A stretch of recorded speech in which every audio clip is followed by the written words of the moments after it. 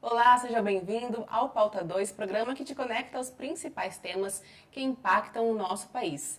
E hoje um tema importante, vamos falar sobre as mudanças em debate no Congresso Nacional, a unificação das eleições e o fim da reeleição no Brasil. Você já parou para pensar se ir às urnas com menos frequência poderia melhorar a política? E será que mandatos únicos de 5 anos, sem reeleição, podem evitar abusos de poder e oportunismos eleitorais? Pois é, Jéssica, são questões muito pertinentes e um assunto extremamente complexo que divide especialistas, parlamentares e, claro, também a população. A proposta, inclusive, de eleições unificadas é vista por alguns como um avanço na economia e também na organização do processo eleitoral. E hoje a gente vai também analisar os impactos políticos disso, também do ponto de vista jurídico e social também dessas mudanças e o que está em jogo para o futuro da democracia brasileira. Essa proposta de unificar as eleições a cada 5 anos, inclusive somada ao fim da reeleição, está em análise nesse momento no Congresso Nacional por meio de uma proposta de emenda à Constituição, a PEC, que acabou de ser passada inclusive pela CCJ do Senado, ainda não foi ao plenário do Senado. A ideia é promover maior racionalidade no processo eleitoral e também reduzir os custos das campanhas. Mas há quem também diga que isso concentra poder e enfraquece o acompanhamento dos governos por parte do eleitor. Inclusive acompanha a partir de agora uma reportagem da TV Senado explicando um pouco mais como é esse processo todo com a unificação das eleições e também o fim da reeleição. A proposta de emenda à Constituição é de autoria do senador Jorge Cajuru. Pelo relatório do senador Marcelo Castro, haverá etapas para o fim da reeleição. Em 2026, nada muda. Quem for eleito ainda terá direito de se reeleger mais uma vez. Em 2030, fica proibida a reeleição para prefeitos, governadores e presidente da República. Para permitir a unificação das eleições, em 2028, prefeitos e vereadores eleitos terão um mandato de 6 anos e os prefeitos não poderão se reeleger. E a partir de 2034 será realizado o primeiro pleito eleitoral para todos os cargos: vereadores, prefeitos, deputados distritais, estaduais, federais, senador, governador e presidente da República, acabando com a realização de eleições a cada 2 anos. A partir daí, todos os mandatos serão de 5 anos. O melhor argumento que o Marcelo Castro falou para mim foi algo que eu, na hora, falei, gente, acertei em cheio. Ele falou, Cajuru, quem tem direito à reeleição, Cajuru, já começa o mandato pensando nela reeleição, Cajuru. Ao escolher aí, então, ele, um secretário, um ministro, ele pensa primeiro quem politicamente encaixa nesse cargo para dar votos a ele daqui a 4 anos, ou não sei quantos anos. Ele não prioriza escolher um técnico, ou seja, alguém que não seja político e tenha competência para exercer o cargo de um ministro ou de um secretário. Porque normalmente quem faz lambança em ministérios, em secretarias, cá entre nós, são exatamente os políticos. Pois é, há quem diga que, se aprovado, essa vai ser uma das principais mudanças que o Brasil já viu nos últimos anos. Realmente, justamente por isso, pelo impacto dessas mudanças, é que diversas discussões estão sendo feitas. E para ajudar a gente a entender o que estão por trás dessas propostas e também quais seriam os possíveis efeitos para a população, nós estamos recebendo aqui hoje no Pauta 2 o advogado especialista em Direito Público, Samuel Balduino. Doutor Samuel, bem-vindo ao Pauta 2. Obrigado pelo convite e boa tarde. Bom, nós vimos nessa reportagem da TV Senado alguns pontos sintetizados, principalmente sobre o que está sendo discutido. Mas eu gostaria que o senhor reforçasse, para quem acompanha a gente entender realmente do que se trata o debate. Hoje, o que está sendo discutido e qual é o atual status da conversa atualmente no Senado e no plenário? Ok. Já há muito tempo, essa não é uma discussão nova, e nós que atuamos no direito eleitoral, nós estamos sempre nos preparando para alguma mudança mais brusca no que diz respeito ao processo eleitoral. Muito se fala sobre a necessidade de uma reforma eleitoral E dentro dessa necessidade, um dos pontos que sempre é discutido é justamente a questão do fim da reeleição. Então, todo o pano de fundo para isso que está sendo discutido lá atualmente no Senado é, de fato, o fim da reeleição. A propósito de uma discussão que iniciou e que efetivamente teve uma tramitação lá no Senado, também se começou a falar acerca da possibilidade de unificação das eleições.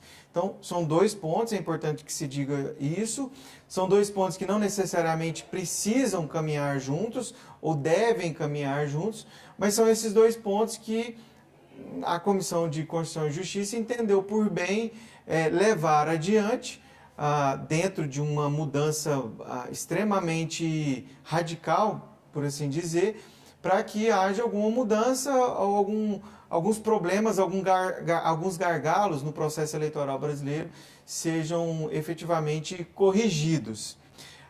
Em relação, é importante que se diga, em relação ao fim da reeleição, de fato, a proposta é uma proposta que tem ganhado coro lá no Senado Federal. Durante muito tempo ela ficou escondida, foi jogada para a gaveta, né, sempre deixando para depois, mas de fato essa discussão começou a ganhar mais força e muito provavelmente vai ser aprovada no Congresso Nacional. A gente não pode dizer se realmente vai ser agora, mas pelo que nós temos visto, nunca antes houve um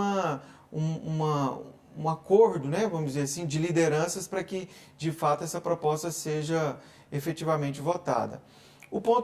Talvez o ponto mais polêmico seja a unificação da reeleição, pelo que nós temos visto, né? Quando nós unificarmos as eleições no âmbito municipal, estadual e federal, nós estamos dizendo que durante um determinado período, um determinado ciclo, o país vai ser gerido em todos os seus entes, né, federativos, por aqueles que eventualmente tenham a mesma concordância política, porque isso é possível.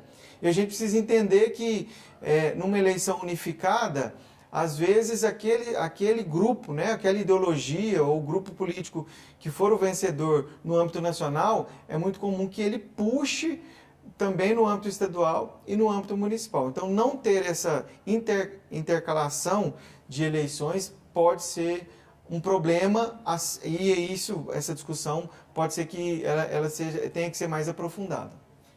Eu queria aprofundar, inclusive, nessa questão da unificação, doutor, porque a gente fala de um choque muito grande para o eleitor brasileiro, porque há quantos anos a gente está acostumado com esse formato? A cada 2 anos a gente tem a eleição municipal, depois vem a federal, enfim, estadual também. Isso é um choque muito grande para o eleitor, porque ele está acostumado a ser pautado durante de 2 em 2 anos com os diferentes cargos que vão surgir, né? E isso não representa a justificativa. Uma das justificativas é a economia, de mais de 2 bilhões, enfim, tem toda uma conta que realmente a gente entende. O processo eleitoral ele é muito caro de se fazer, a eleição a cada 2 anos, mas a gente fala também de uma repercussão muito grande. Talvez isso não afeta, por exemplo, os cargos municipais, isso não tira o protagonismo da eleição municipal, o eleitor não pode ficar confuso com todos os processos. São questões que eu acho muito importante a gente ressaltar, porque parece que está passando muito rápido no Congresso e a sociedade não está participando desse debate. Que é outro ponto também, né? Até que ponto a sociedade está sendo convidada a participar desse debate que afeta todos, e a Constituição assegura isso, a participação democrática em relação a como vai se dar a eleição.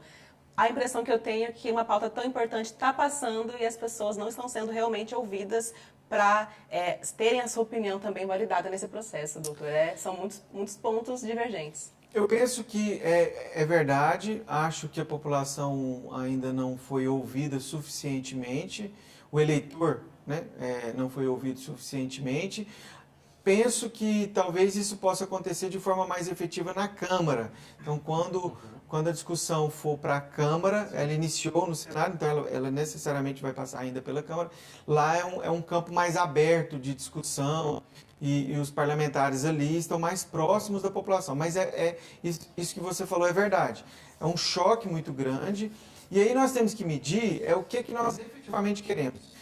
Ok, nós queremos fazer uma economia, particularmente eu acho que essa economia ela não é tão robusta assim, não é tão grande. Mas consideremos que haverá uma economia. Mas essa economia, ela é a custo de quê? A custo de diminuir as discussões políticas no país. Nós discutimos politicamente todo tipo de tema político a cada 2 anos. Nós passaremos a discutir praticamente a cada 5 anos. É isso que vai acontecer.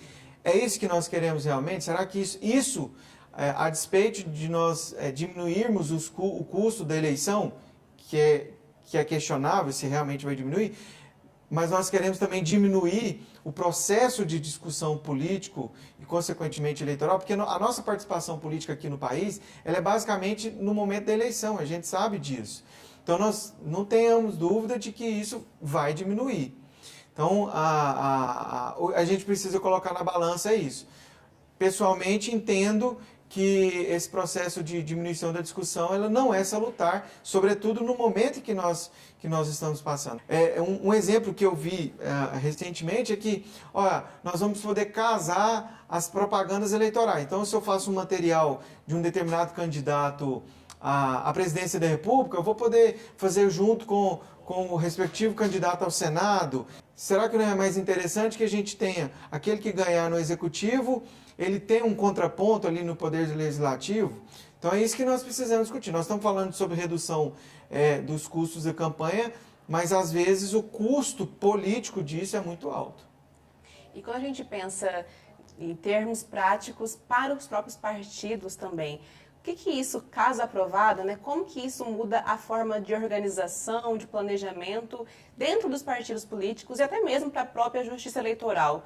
Assim, em um primeiro plano, assim que aprovada, que tipo de mudanças, de consequências seriam geradas? Eu não tenho dúvidas de que para a justiça eleitoral, que é o órgão responsável por organizar todo o processo eleitoral no Brasil, e muito bem, e tem feito isso de forma muito eficiente e escorreita, para a justiça eleitoral é muito mais fácil, né, por assim dizer, organizar um processo e ter um prazo aí de 5 anos a cada processo.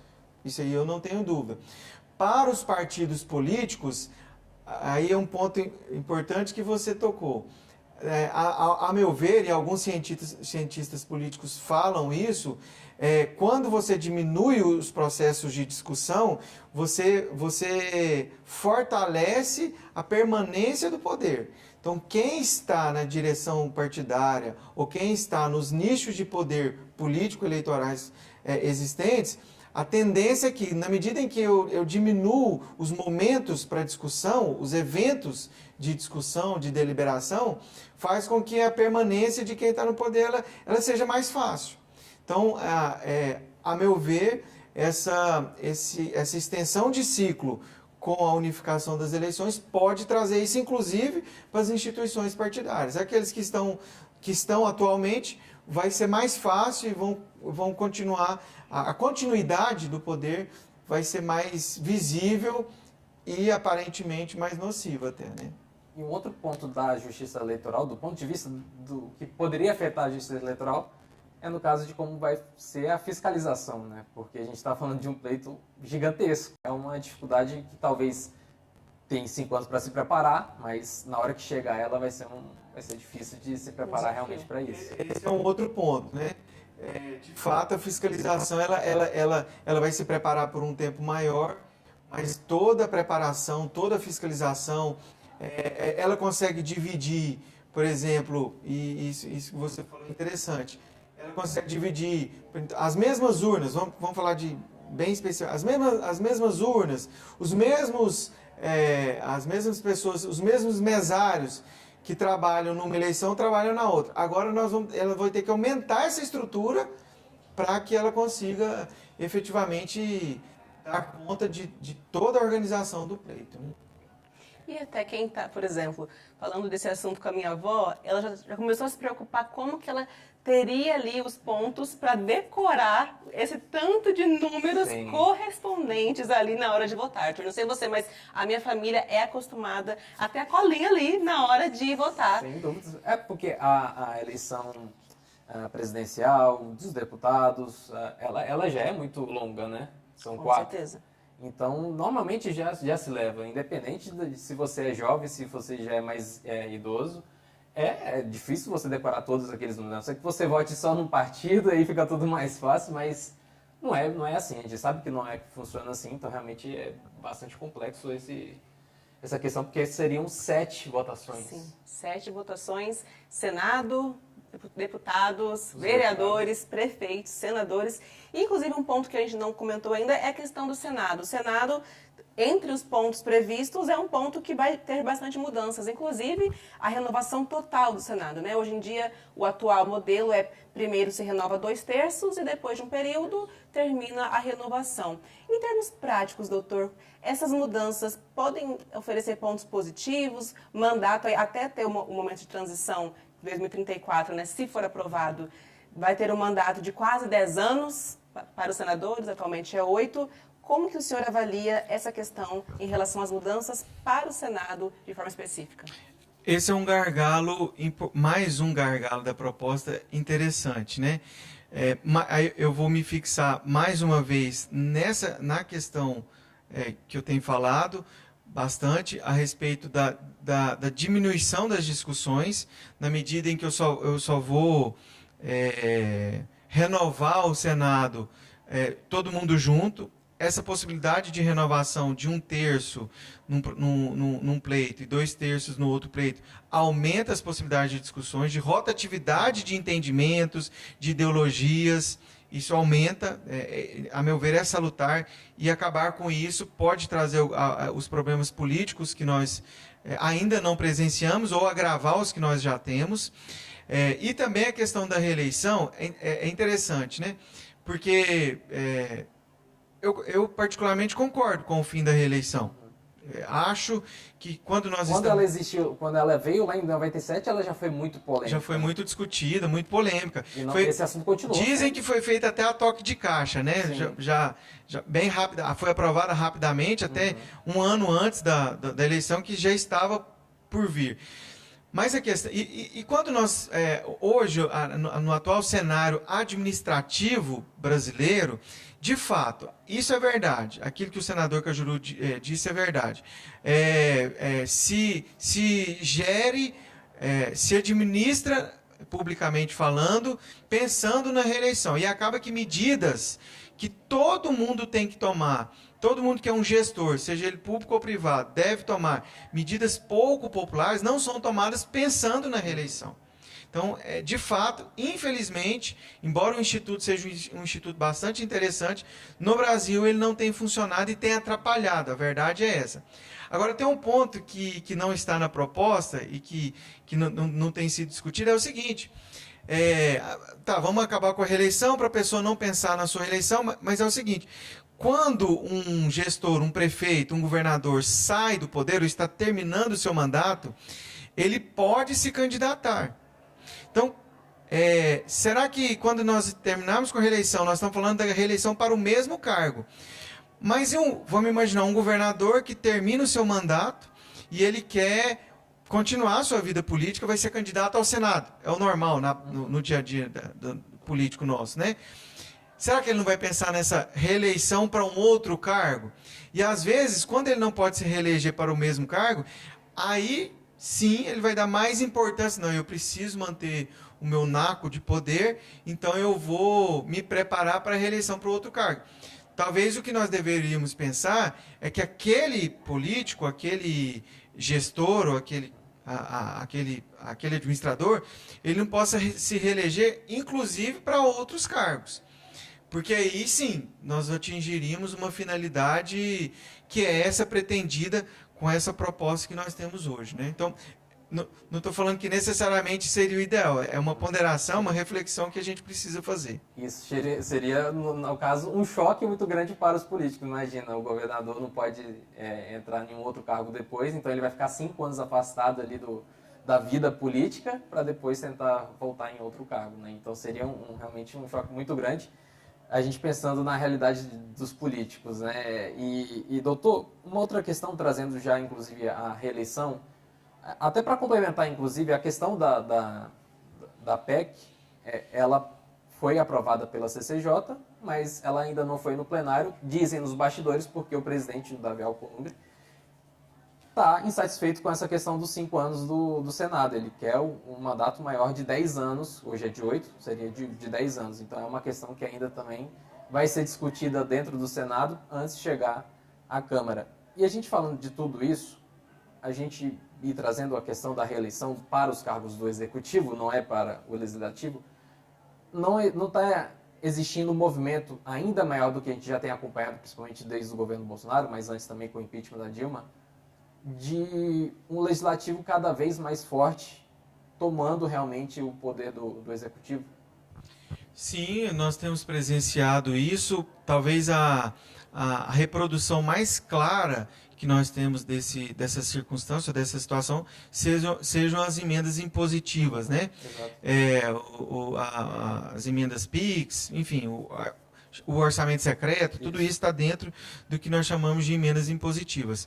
E aí, esse ponto que você falou, ele também é interessante porque é o seguinte, isso demonstra que os grandes problemas político-administrativos que nós temos no Brasil, eles não são apenas, ou não se resolvem apenas com mudanças eleitorais.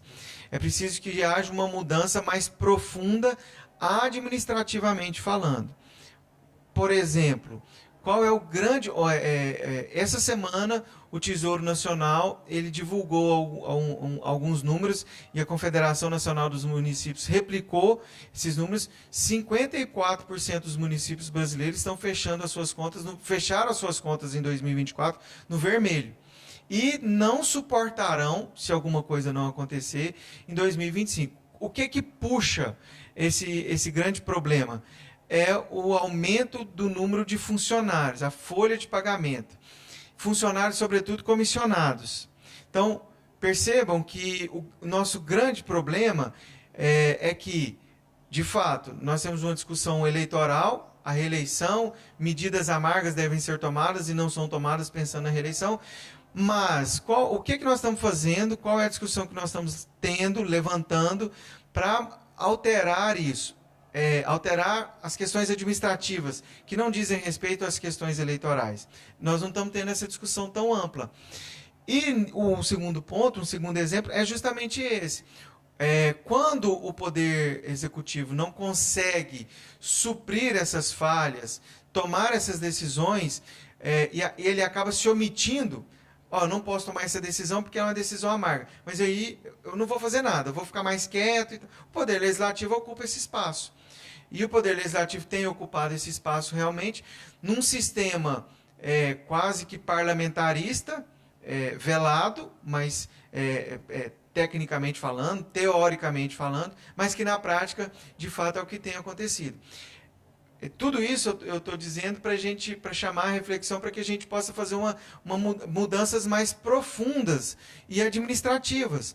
Quando eu cobro, por exemplo, uma mudança importante, talvez diminuir o número de servidores comissionados para a execução de políticas públicas. Nós temos mais servidores técnicos concursados para que efetivamente a gestão seja mais eficiente. E decisões sejam tomadas de forma mais... Decisões necessárias e amargas sejam tomadas de forma mais eficiente e mais efetivas. Então, essas mudanças, aliadas a essas mudanças eleitorais, eu não estou descartando isso, que seriam extremamente importantes para que mudanças mais profundas possam acontecer. Justamente pensando nessas possíveis mudanças, tanto caso os dois polos, os dois eixos da proposta atual, né, o fim da reeleição e a unificação sigam aprovadas, há também uma responsabilidade social de vigilância, né? A gente pode colocar a responsabilidade da comunidade, da população e também da mídia, que vai ganhar aí esse papel tão fundamental de realmente averiguar e vigiar, né, o que está sendo feito em prol do benefício do interesse público. Então, acho que a gente pode fechar a nossa conversa destacando isso, né? Qual seria o nosso papel enquanto eleitor para continuar fazendo esse acompanhamento, doutor? O papel do eleitor e do cidadão é o papel de quem manda, né?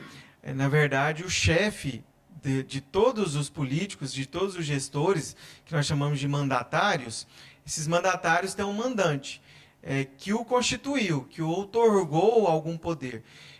E esse constituinte, o chefe, quem manda é o povo. E o povo precisa fiscalizar, como qualquer chefe, ele precisa analisar e ver o que está acontecendo. É importante que a população participe dessa fiscalização, utilizem, por exemplo, redes sociais e todos os instrumentos de fiscalização, de denúncia, de divulgação de qualquer problema que esteja acontecendo, porque parece que isso é o que realmente todo político tem medo, né? É desse desgaste da imagem. Então, o papel da população é o mais importante em todo esse processo. E agradecemos a sua presença, doutor. Recebemos hoje aqui o advogado Samuel Balduino, especialista em gestão pública. Muito obrigada pela presença, por esclarecer aqui esses pontos que realmente geram muito debate e que, com certeza, vão continuar tanto debate no Congresso quanto na população. Muito obrigada pela presença e volte mais vezes à Pauta 2. Eu que agradeço. Boa tarde, bom trabalho para todos. E também muito obrigada a você que acompanhou mais uma edição aqui com a gente e até a próxima edição do Pauta 2 aqui na Sagres TV.